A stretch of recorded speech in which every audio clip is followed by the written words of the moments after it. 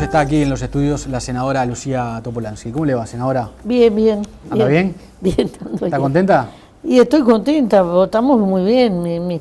El Frente Amplio votó bien y yo tenía 3 objetivos, Sí. Logramos 2.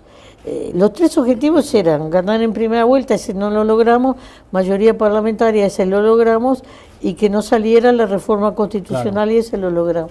Así que el sacrificio, porque nos matamos militando, te digo la verdad. Es larga la campaña, ¿no? Sí, valió la pena. Y bueno, ahora no hay que parar, hay que seguir con el embalaje hasta el 30 de noviembre. ¿Había un cuarto objetivo a nivel de la 609, de votar bien como se votó? Bueno, sí, pero lo sectorial sin lo colectivo no tiene mucho sentido, porque nosotros solos no embromamos a nadie, ¿no? Claro. Pero nosotros somos algo que importa dentro del Frente Amplio, con todo lo que suma el Frente Amplio.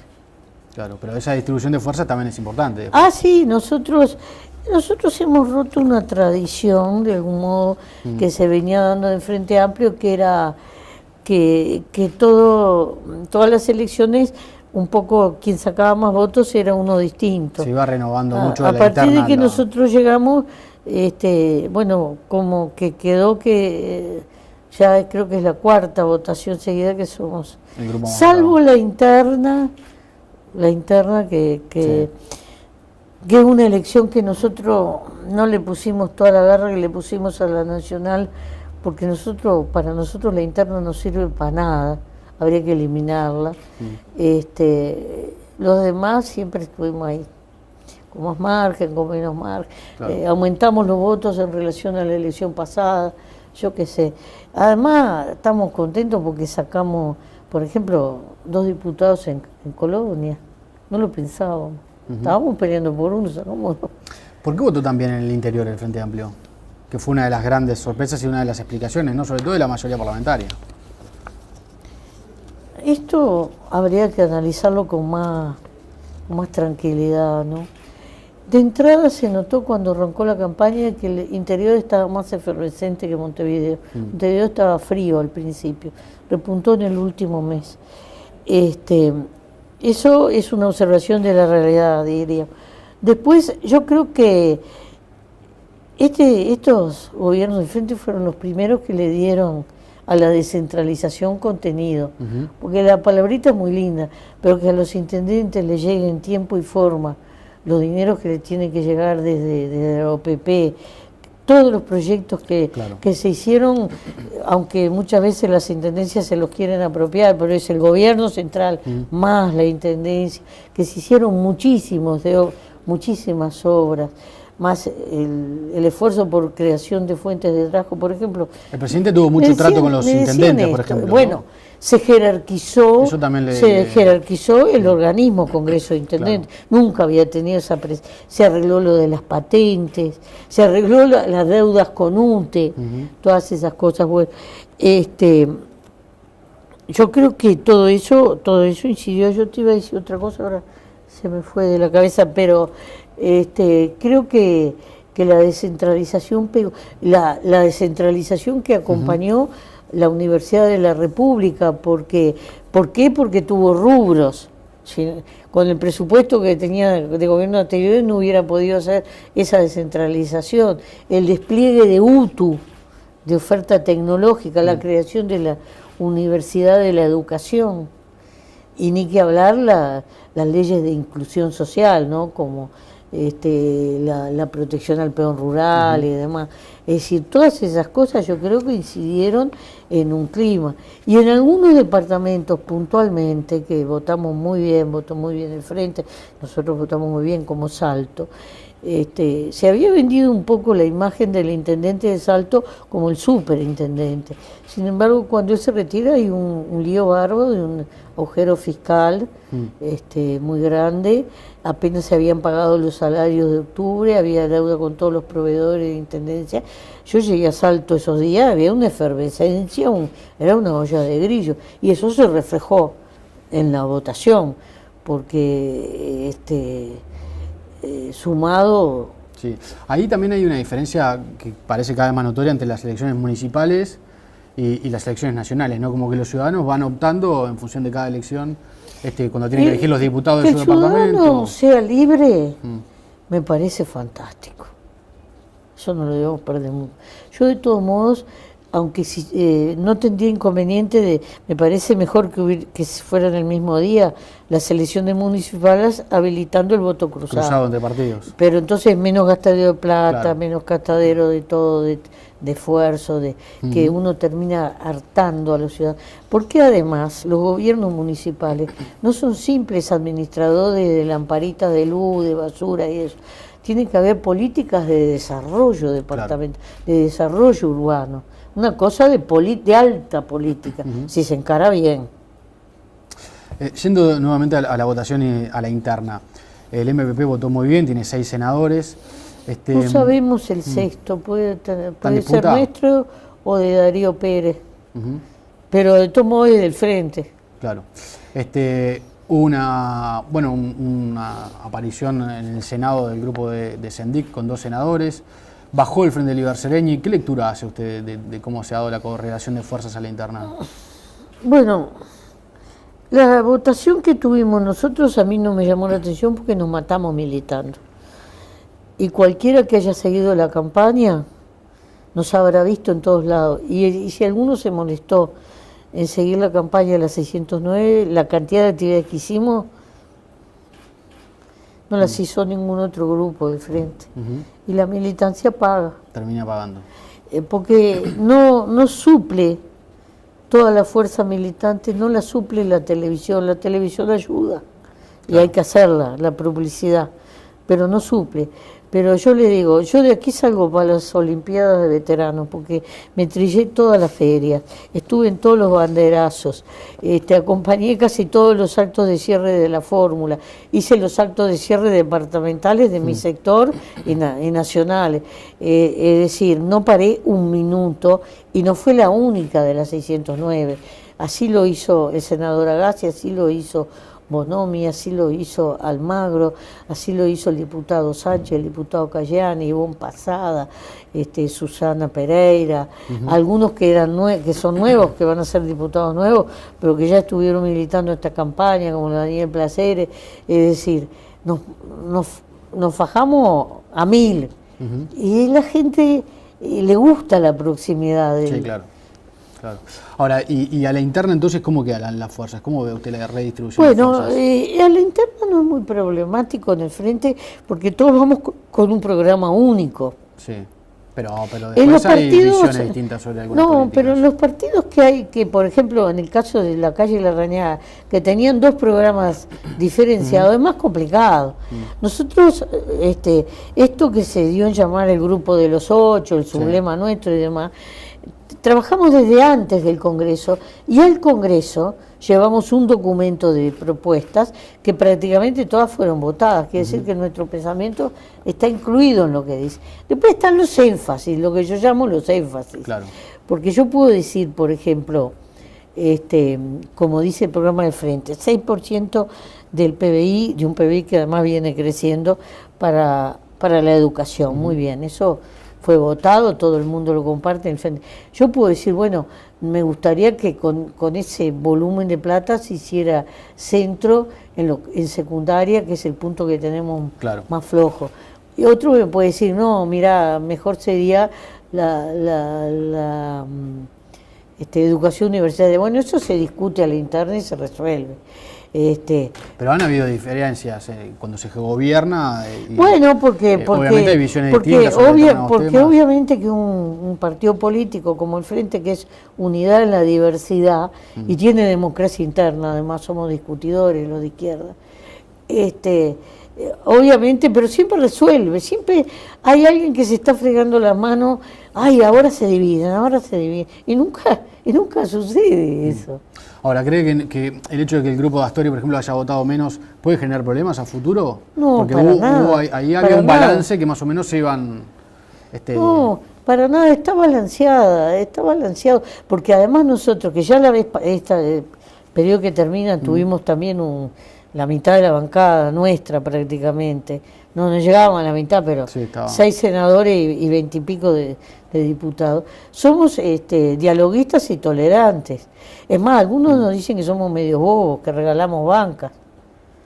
Porque nosotros hemos convocado a la 609 a mucha gente que veíamos que era interesante que estuviera, aunque no perteneciera. Y bueno, y creo que hoy Constanza está en el Senado porque nosotros en su momento le dimos una oportunidad y ahí se la conoció. Más allá de que ella después eligió su camino y es libre de hacerlo, claro. Y bienvenido sea. Y me alegro que haya llegado y bueno, pero pudo llegar, y en el caso de Zenig lo mismo, pues la primera vez que salió Zenig diputado, salió por la lista nuestra. Porque hicimos un acuerdo, porque nosotros teníamos un poquito más de presencia, entonces se hizo ese acuerdo, ¿no? Y está bien, eso hay que hacerlo. Quiere decir que no hay ese tipo de conflictos. Después, bueno, las personalidades de que los que nos toca estar en las responsabilidades, algunos son más dialoguistas, otros son más esquemáticos, pueden ayudar más o menos. Pero por eso es muy importante tener legisladores que sean tejedores. Yo creo que ese va a ser el gran papel que juegue Pepe. Si el Frente Amplio gana el balotaje, ¿cómo se imagina la distribución a la interna de los ministerios? ¿Qué roles le parecen importantes? No hemos hablado de ese tema todavía como Frente, porque ¿qué pasa? Si uno se pone a hablar de eso y a especular, con todo eso se distrae de lo que tiene que hacer, que es ganar el gobierno.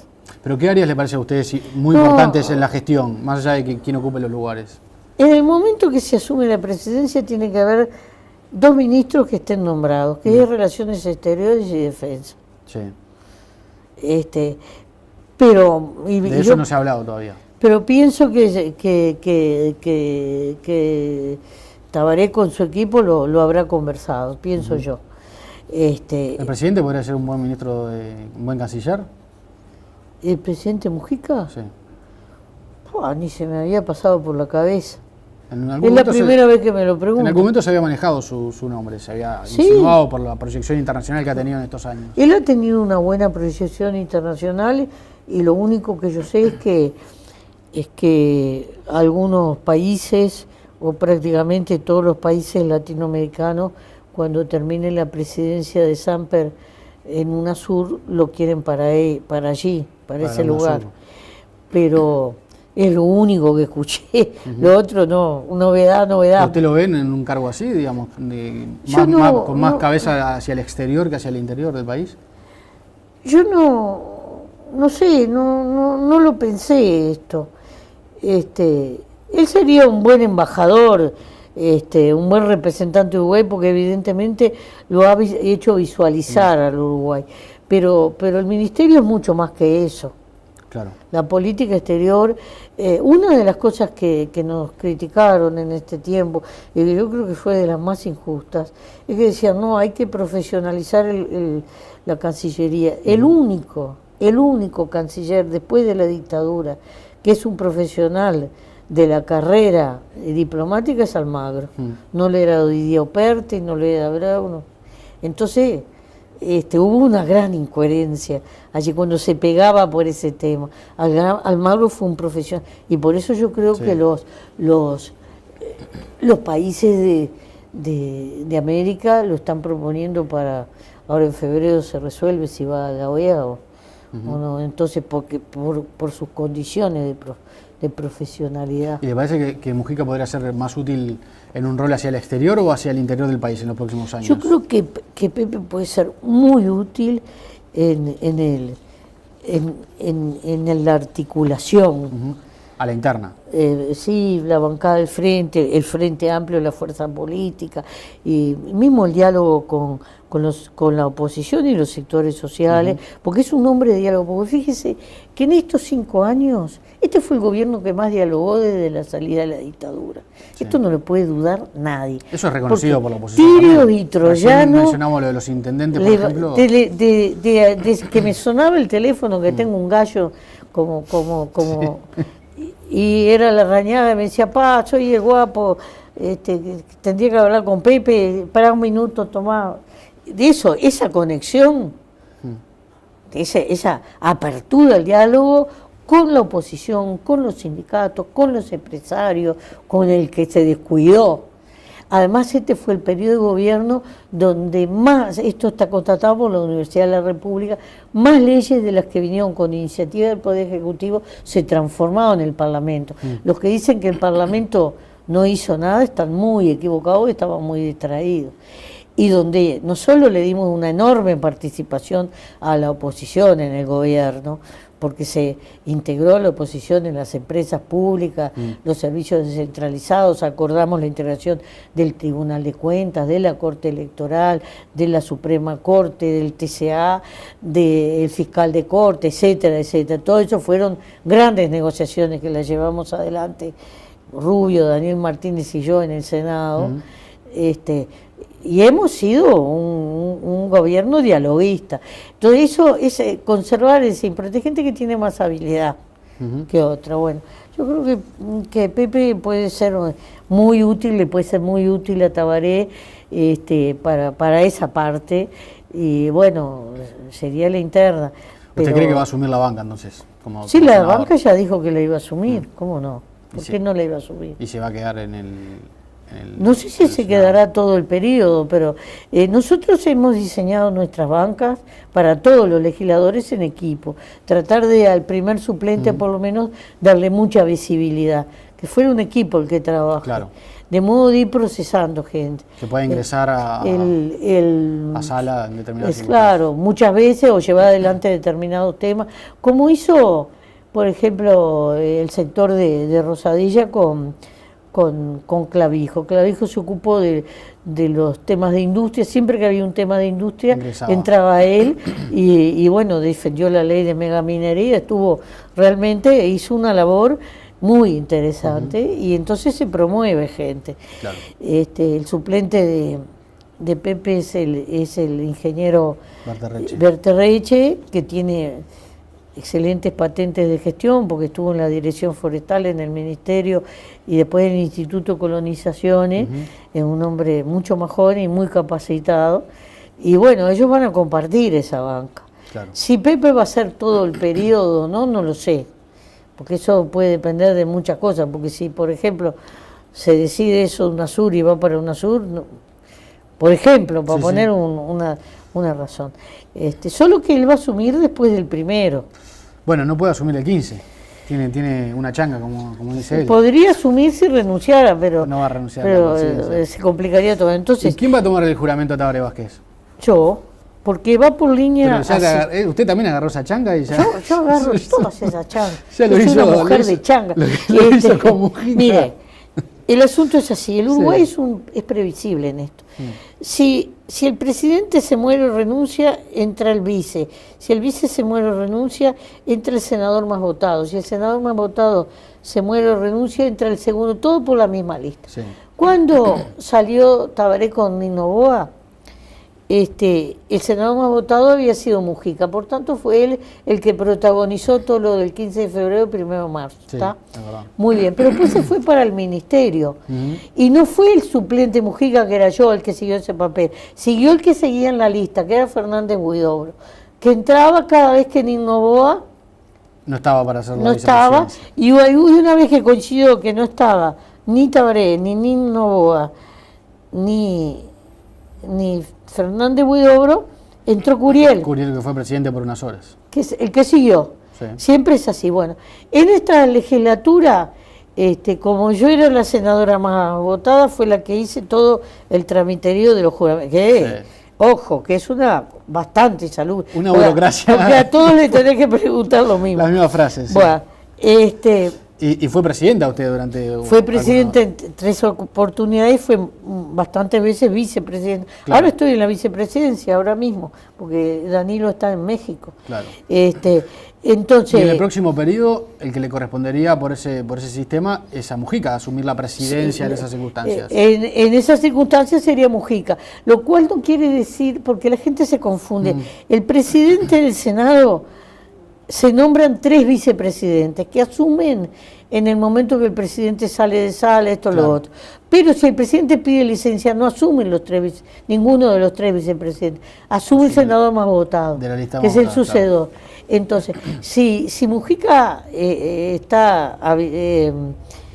será él el que asume, y si él está de licencia, no asume Berterelli, asumo yo. Claro. Así que yo voy a andar molestando ahí siempre. Pero Mujica puede ser presidente por algunos días, como fue usted. Puede, pero también puede darse que esté justo Claro. de licencia o que no tenga interés en asumir y pida licencia también coincidentemente. Entonces, la changa está ahí. Que decir que usted va a tomar juramento a Tabaré Vázquez el 1 de marzo.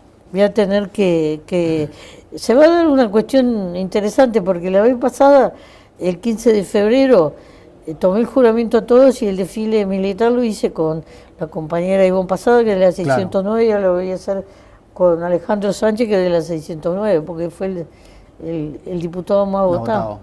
Y después le tomaré el juramento a Tabaré Sendic, y después los acompañaré, me veré toda la foto de al lado. Y después pedirá vacaciones. Por tanto ajetreo. Nunca. Nunca tomo vacaciones, porque ¿sabes qué? A la edad que yo tengo, precisas adrenalina para seguir estando bien. El presidente fue fundamental, se dice, en esta línea recta final de la campaña. ¿No estuvo al borde de la violación de la Constitución o directamente violando la Constitución? Primero, el presidente no hizo campaña electoral. Él siguió gobernando en un momento que está cerrando su periodo, y la presencia en inauguraciones y cosas que lo hizo siempre, porque cumplían 100 años las escuelitas más chicas, perdidas en la inmensidad, y el presidente iba. Lo que pasa que era una noticia relativa porque no estábamos en campaña. Sí, inaugurar liceos o policlínica lo han hecho todos los presidentes. Ahora, él tuvo mucha intervención política, ¿no? No, él siguió haciendo lo mismo, y él siempre le dio... ustedes los periodistas, si hay alguien que van a extrañar, es a Pepe, Sí, porque el 2 de enero les daba una nota, el 25 de diciembre, esos días muertos que no tenés ni una nota, allá aparecía... Pero va a seguir dando entrevistas ahora. Bueno, por eso, para usted le sirve Mujica. Y él siguió igual, los 5 años igual, lo que pasa que... Pero hizo muchas consideraciones político-electorales a pocos días de las elecciones. No, porque es un ser político y tiene derecho a hacerlo como cualquier ciudadano, pero de ningún modo violó la Constitución. Todo lo contrario. Si hay alguien que ha cumplido la Constitución, ha sido Mujica. ¿Y por qué la 609 utilizó a la figura de Porque Mujica? lo puede hacer, constitucionalmente lo puede hacer. Bueno, si es el presidente no puede hacerlo. Sí, lo puede hacer. No hizo campaña. Pero los afiches de la 609... Sí, pero eso nosotros lo averiguamos jurídicamente y estaba permitido. Y acuérdese que Valle también fue encabezando la lista 15 y que la calle también y Sanguinetti también, así que... Pero no aparecían en los muros con la foto. Bueno, porque la estrategia electoral de cada uno será diferente, pero nosotros lo averiguamos jurídicamente, nosotros no fuimos así alegremente, pero nosotros usamos la imagen, pero nada más que la imagen. Pero él no estuvo en ningún acto nuestro, en ninguna mateada, y mire que nosotros fuimos de los sectores de todo el país, aunque la prensa no nos levantó, fuimos de los que hicimos más cantidad de actos. Hicimos un acto de cierre en Montevideo que no tuvo ni dos renglones en la prensa, pero que mató. ¿Cómo no? ¿El acto de la Plaza 1 de Mayo? Sí, no salió. ¿Me parece? En muchos lugares no salió. Usted me decía que los periodistas van a extrañar a Mujica por todo lo que lo han entrevistado en estos años, y prensa ha tenido. No, pero Mujica no tiene nada que ver con ese acto. No, está bien, pero son dos cosas. Su sector ha tenido mucha prensa. Son dos. No, mi sector no se puede quejar. en el último mes y medio tuvimos un poco de prensa en las internas. Nos radiaron porque decían que seguían a las fórmulas. Pero las actividades sectoriales de la 609, por eso a algunos les sorprendió la votación, porque no nos habían visto en la cancha. Y ese día, el domingo aquel que hicimos el acto de cierre y esa gigantesca caravana, hubo algunos medios donde yo salí un renglón de esto. Entonces, yo no, Calavera no chilla, por algo será, pero la gente se enteró y nos votó después. ¿Está enojada con las encuestas usted también? No, yo no estoy enojada con le da demasiada atención. No estoy enojada con las encuestas, ni con las empresas encuestadoras, ni con nada. Yo creo que no le hace bien a la democracia lo que pasó, es otra cosa. como no lo hizo bien en Brasil. ¿No? En Brasil hubo dos cosas duras, que una que fue el tema de las encuestas y el otro fue la carne podrida que tiró la revista Bella a unas horas de la veda. Esas son cosas que no se hacen. Ella dice que es información, que no es carne podrida. Sí, sí, pero que tenía desde hacía 2 años, según dijo también la revista Bella. Así que ahora, y la puntería era atacar a la presidenta Rousseff y no pudo tampoco. Bueno, muy bien. Yo no me enojo con las encuestas. Yo lo que digo es que la democracia la construimos si todos procedemos con la mayor transparencia y la mayor verdad posible. Los partidos políticos, los empresarios, los sindicatos, las organizaciones pero en aras sociales, de la transparencia, los medios ¿no es de bueno que prensa y sean las públicos los empresas. datos de las encuestadoras? Porque los partidos políticos las reciben las encuestas y las financian. Bueno, pero las pagan. Por eso. Pero ¿por qué los políticos pueden acceder y no la población a esos Bueno, números? pero yo estoy comprando un servicio de una empresa privada, un servicio privado. Si yo voy y compro un servicio de cualquier otra cosa, no tengo por qué publicitarlo. Es parte de lo que acá... ¿Pero por qué está mal que la población se entere lo que dice no está X mal, encuesta no está ahora? mal que si se quieren enterar, que se enteren, el problema. Pero si yo compro un servicio de un abogado, no tengo por qué que la población el abogado tiene que publicitar lo que me vendió a mí. Claro. Es un servicio que Pero hay veces que... Bueno, pero yo digo esto, las empresas son empresas, por tanto van por el lucro, ¿no? Que venden un producto, que no son caramelos, no son máquinas, son encuestas. Sí. Muy bien, tienen que cuidar su prestigio, porque si no después nadie las va a contratar. Claro. Hay un problema comercial que no sé cómo lo resolvió. Lo que pasó acá fue que ese más menos tanto que siempre ponen las encuestas y los indecisos lo hicieron jugar para un lado. ¿Pero lo hicieron jugar o se equivocaron? No, yo creo que se Porque usted decía jugar. recién, son empresas que buscan un lucro. Porque el centro de cómputos, que tiene el Frente Amplio, a las 8 y poco de la noche ya tenía el resultado que se dio. Entonces está. Ahora, usted sabe que... Ahora, fíjese que hay una eso, cosa... No, yo le voy a decir otra cosa más. Escúcheme. Entonces, ¿a quién perjudicó esto? Bordaberry dijo que lo había perjudicado a él durante A él lo 5 años. perjudicó. Bordaberry fue uno de los grandes perjudicados. La calle Pou en las internas dijo que lo había perjudicado a él. También lo perjudicó a la calle Pero entonces, Nesta. si lo perjudican a todos, no hay intencionalidad. Se A equivocan. nosotros no, porque despertó el mamado. A usted lo favorecieron las encuestas. Yo hablo por mí nada más en este momento. Cuando nosotros andábamos en las movilizaciones, veíamos toda esa gente que nos venía a acompañar, al gobierno le daba 54% de aprobación y al presidente 62%. No podía ser que no. Entonces la gente dijo, pará, esto es un atropello. Y el que estaba más indiferente, más tranquilo, porque ya estaba bien, había logrado su vivienda, su trabajo, o miraba por internet, que internet y las redes sustituyen muchas cosas, los actos se transmitían, dijo, no, pará un poquito. Y entonces se produjo esa explosión del último mes. Es decir, que para nosotros no fue un perjuicio. Puede ser que haya algún voto de esos que va ganador, haya creído los figuritas de color. Pero a Bordaberry lo embromaron. Lo embromaron porque él se creyó lo que la encuesta le decía, que un 18, 17, 18%, y después, claro, el golpazo y se le veía en la cara. Y a la calle también. Porque a la calle le hicieron todo el ámbito como que él era caballo ganador. Y la calle ahora tiene que remontar un montón de puntos. Pero entonces, no sé ¿por qué se habla de regular las encuestas si en realidad... No, ¿quién habla de regular las encuestas? Yo no he hablado. Pero mucha gente ha hablado. Bueno, usted decía hace un rato que no le hacían bien a la democracia. Yo creo que esos errores o esas intencionalidades no le hacen bien a la democracia. Eso lo digo y lo repito. Perjudican y a yo, Bordaberry. antes de pagar ahora de vuelta una encuesta, capaz que me hago una empresita para mí y entonces no pago tanta plata. O fortifico esa que tiene el frente. Claro. Sí, la del frente anduvo bien el domingo, la boca de urna. La boca de urna, pero ese equipo venía trabajando de bastante atrás.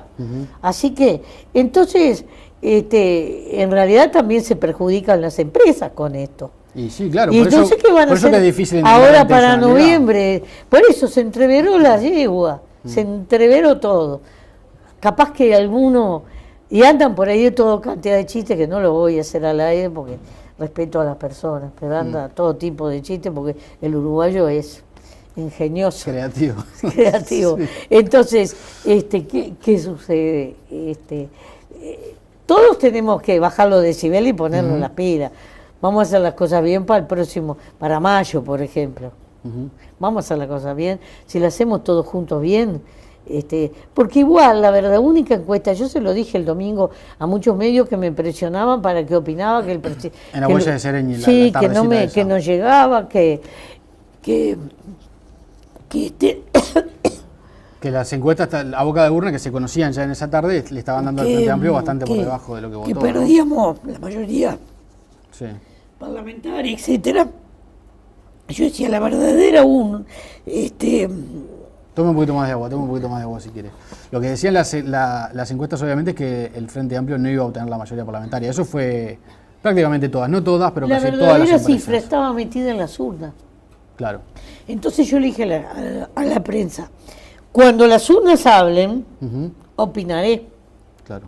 Porque obviamente que yo tenía claro el panorama, tenía en ese momento y tengo ahora la seguridad que el gobierno lo ganamos, pero en ese momento me daba cuenta que peleábamos la mayoría parlamentaria. Claro. Quiero preguntarle una cosa más para terminar. El domingo la reforma de la Constitución para bajar la edad de imputabilidad obtuvo más de 1 millón de votos. No salió la reforma, eso es obvio, pero fue una votación realmente impresionante. Y yo el lunes conversaba con algunas personas, incluso una persona que estuvo en un circuito en los bulevares me decía, la cantidad de listas de la 609 y de la 1001 que tenían la papeleta por el SIN nos impactaron a los que estábamos en la mesa. Nosotros, primera aclaración, nosotros no sobramos. No, eso está claro. Pero nosotros ya sabíamos que iba a pasar eso. ¿Y por qué pasó eso? Espera un poquito, porque cuando entregábamos la lista a veces nos pedían la papeleta y le decíamos que nosotros no la entregábamos, que la buscaran en otro lado. Por suerte hay libertad en este país. Sí, claro. No estamos en la época de Y la aparte en dictadura. el cuarto secreto, Por suerte hay libertad. cada uno pone lo que quiere. Eso hay que decir.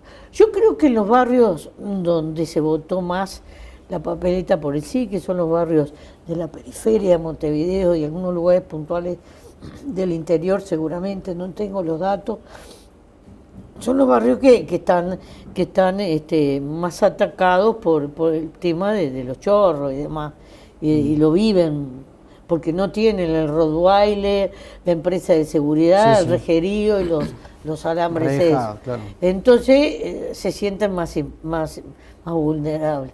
Yo creo, además, cuando se recogen las firmas, sucedió un fenómeno que yo lo dije en ese momento, nadie me dio bolilla, pero no importa porque mi opinión es una más. Si yo vengo caminando por una calle y me afanan el monedero y en la otra me piden la firma, firmo, ni pienso en los contenidos. Sí. Pero cuando salieron los botijas que militaron contra esa reforma y explicaron los contenidos y lo que ya se está haciendo, que prácticamente todo se está haciendo, lo que se proponía con una mirada frente amplista, obvio, pero se está haciendo recuperación por el estudio y el trabajo, no se fugan más los chiquilines ni nada. La gente entendió, por eso no salió. Y además no se puede reducir, como se redujo en la campaña para el 26 de octubre, el tema de seguridad se redujo a 2 puntos. Habrá paz si matan a Bonomi y sale la reforma de la Constitución. Es una simplificación brutal. Y perdieron en los dos, porque claro, Bonomi sobrevivió y la reforma no salió. Ahora, ¿qué explicación? Porque uno puede decir, bueno, hay una contradicción ideológica entre una cantidad de gente que ensobra con listas del Frente Amplio. No es ideológica, es una cuestión de humana, nada más, no tiene nada que ver con la ideología de esto.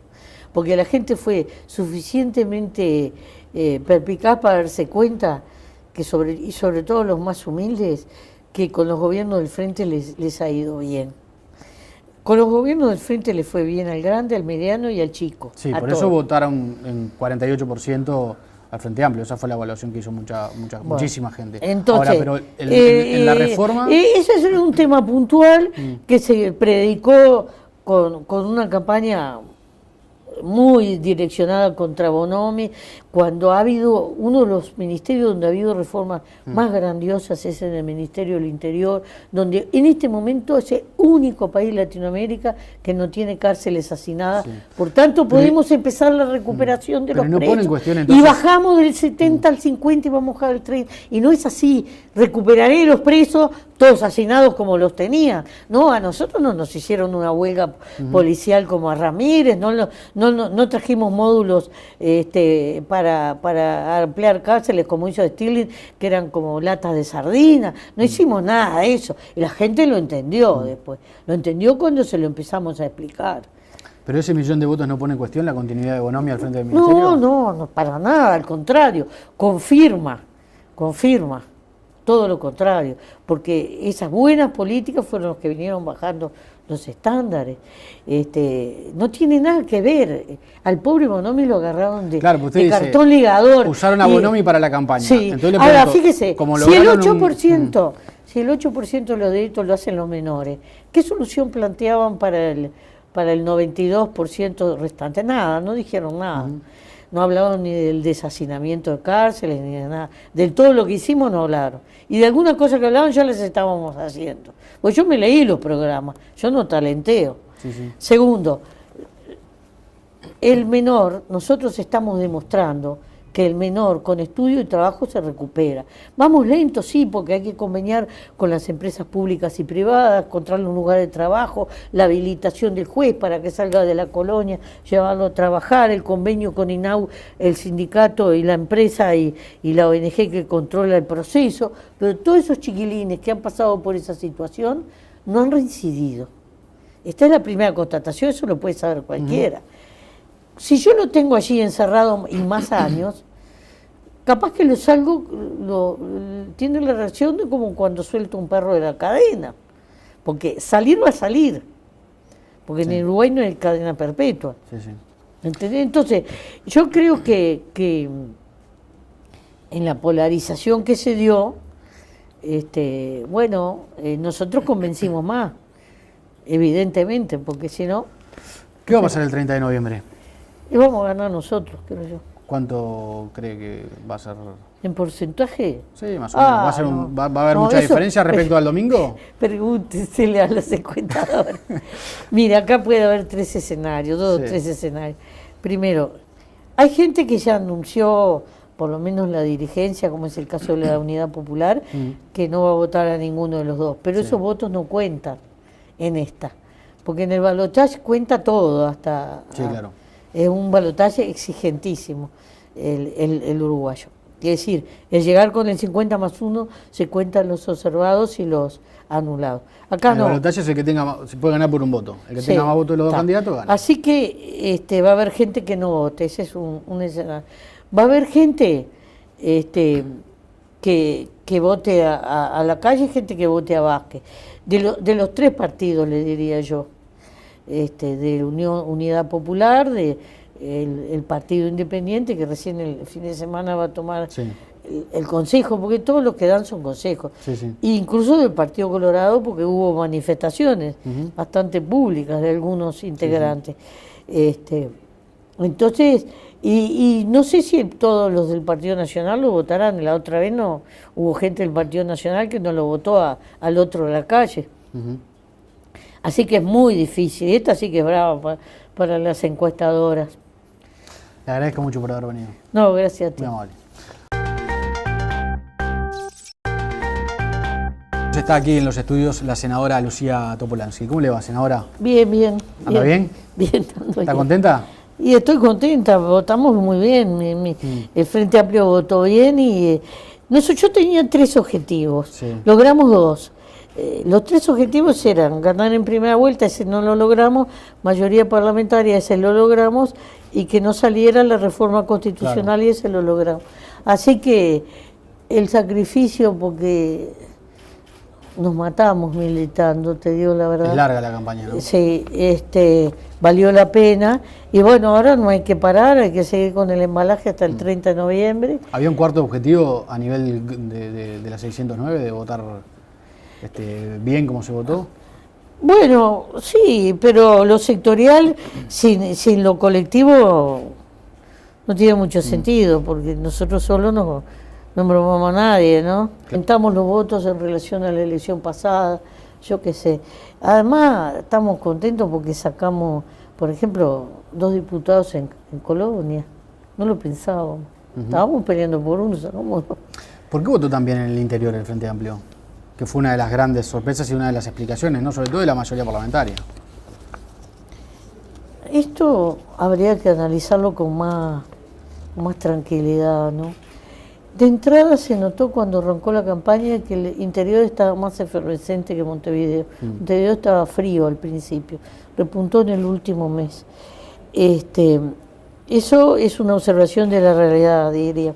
Después, yo creo que estos gobiernos de frente fueron los primeros que le dieron a la descentralización contenido, porque la palabrita es muy linda, pero que a los intendentes les llegue en tiempo y forma los dineros que les tienen que llegar desde la operación, el despliegue de UTU, de oferta tecnológica, la creación de la Universidad de la Educación, y ni que hablar las leyes de inclusión social, ¿no? Como la protección al peón rural y demás.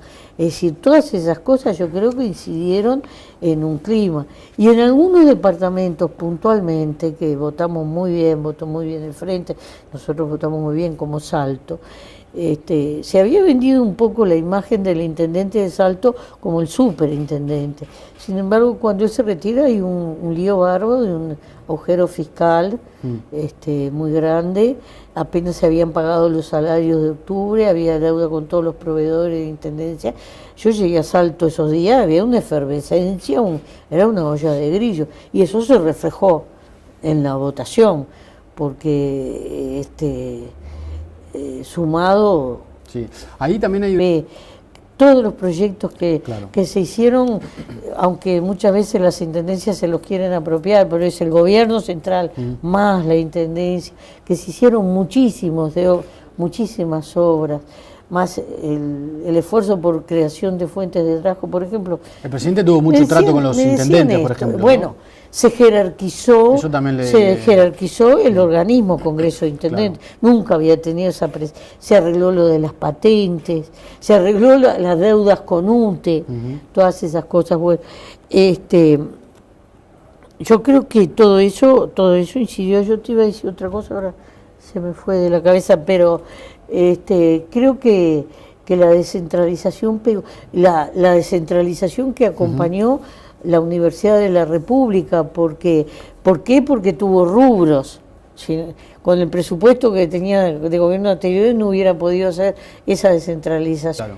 Claro. Pero nosotros somos algo que importa dentro del Frente Amplio, con todo lo que suma el Frente Amplio. Claro, pero esa distribución de fuerzas también es importante. Ah, sí, nosotros hemos roto una tradición, de algún modo, que se venía dando en Frente Amplio, que era que todas las elecciones, un poco quien sacaba más votos era uno distinto. Se iba renovando mucho a partir de que nosotros llegamos, bueno, como que quedó que ya creo que es la 4ª votación seguida que somos. Salvo la interna que es una elección que nosotros no le pusimos toda la garra que le pusimos a la nacional, porque para nosotros la interna no sirve para nada, habría que eliminarla. Los demás siempre estuvimos ahí, con más margen, con menos margen. Claro.